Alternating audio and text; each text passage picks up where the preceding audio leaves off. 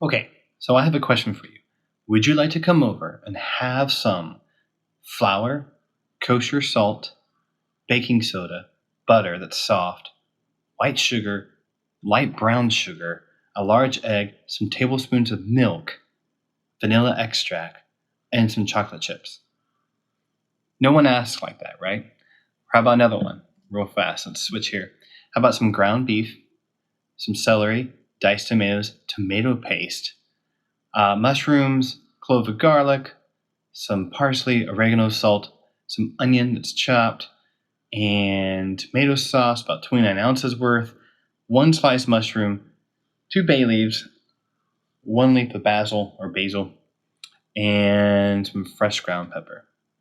Again, no one talks like that, right? But if I say, hey, do you want some chocolate chip cookies? You're like, yeah, I'll be right over. Or would you like some spaghetti? Yes, I'll be right over. So this notion, really quick, is just all about how the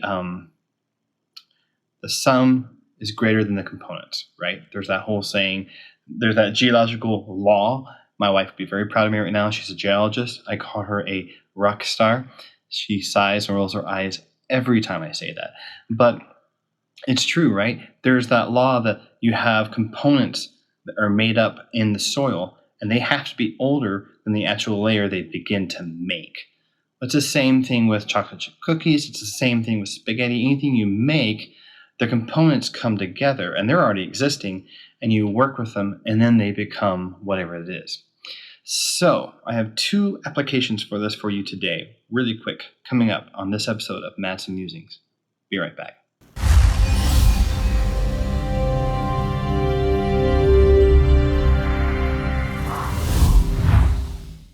Okay, so the 2 applications. The first one is as you're making your song and you're working through everything, I've seen people, and I've experienced this myself, where I hone in, get tunnel vision, hyper focused on these tiny little specks, the 10% of a song. May or may not break the song as far as like it being a hit or not, it being great work versus good work or excellent or masterpiece. For the record, I don't think I've done a single masterpiece yet, but it's my aspiration. Back on track. So it's one of those things where you can get lost in the components, and sometimes you have to sit back and say, it's okay if this component over here is not the best, because people are not going to be judging that on that one component. If your ratio, if your recipe is off, you can mess up cookies. You can mess up spaghetti. You can mess up a song if one of your components is way off. If I turn my distortion way up, it might impact the song overall. But if I keep everything pretty close in a good ratio, a good recipe, and then I don't feel like my chorus is that strong, or I don't feel like this one plugin is at the best it could be, or I don't feel like my piano playing in this one layer is the best it could be, it doesn't mean the rest is garbage. People, especially just your average listener, is going to take it at the surface level. And so they're going to take the sum of your efforts, the sum of the ingredients you have in place, instead of saying, my God, I think he's voicing that second chord in the chorus incorrectly. People don't talk like that. Normal people don't. Audio people like us, we're the nerds that care about that crap.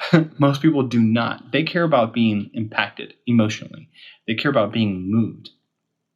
If you think about some of the music that you listen to, I guarantee you if you go to your devices, be it Android or iOS, or if you go to a record player, tape deck, you go listen to some of your stuff that you're listening to that really moves you, some of it might not be the best music.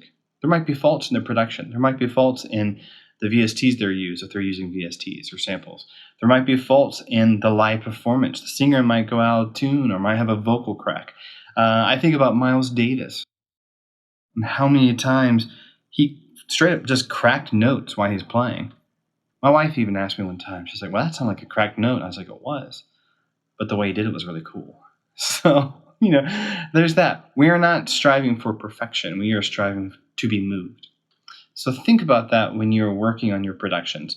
Don't get so bogged down with the 10,000 choices you're going to make about all the components. But instead, remember to pull the camera back sometimes and think about the the large picture, the macro instead of micro picture, and say, what's the sum here? Is the sum making an impact on someone? Does it make an impact on me as the creator? And if I share it with someone else, does it make an impact? Then great. Reminds me of a story. I worked with a guy. He was the music director of this church. Fantastic vocalist, great guitarist. And he would make these pieces where it's just him and the guitar singing. And he told me one time, yeah, I played for my wife, and she had tears in her eyes. So then he gets excited because she was moved by the piece. He goes off and he reorchestrates things and adds even more to it. And he shows it to her again. And she's like, wait a minute, I liked the simple version. That's what struck me. And it was kind of surprising to him. So sometimes throwing more stuff in the bucket is not as impactful as just having the core things you need to really move someone. And that's our goal when we're creating art, is to move people, to make an emotional impact. Okay, so the second application applies to just your content, when you're making stuff, when you're making choices. And this is not within just a song. This is like an album or an experience, say a video game, or if you're doing sound design for a stage production. A sound designer that I respect highly, that's worked on amazing stuff, told me he was mentored by this person that said, hey, look, you don't have to make every sound incredible and amazing. In fact, it's better if you pick the ones that you want to really shine and the other ones to serve a purpose and a role. I think about that in my day job, where my day job is working side play, and I try to not have every piece be this magnus opus, because then it's just going to become overbearing. The soundtrack is getting in the way of the experience instead of enhancing the experience. You can do that. That happens all the time in films, happens in other video games that I've worked on, where I'm saying this is underscore, and it's wallpaper intentionally here, creating a vibe. And then I want certain moments to really shine and be big and be epic. You want to save your mojo for when it really counts, instead of just feeling like you have to fill every piece with this amazing work, because then it's going to just fight with itself. And you're not going to have pacing.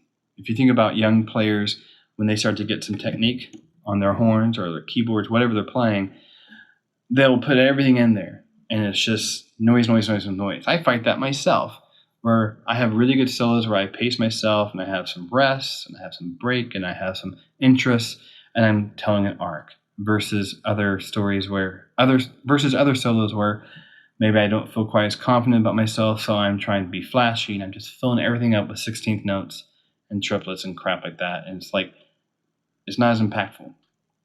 And if you go back and you listen to some of the great albums, some of those solos that are being played are not technically that difficult, but they're very technically appropriate.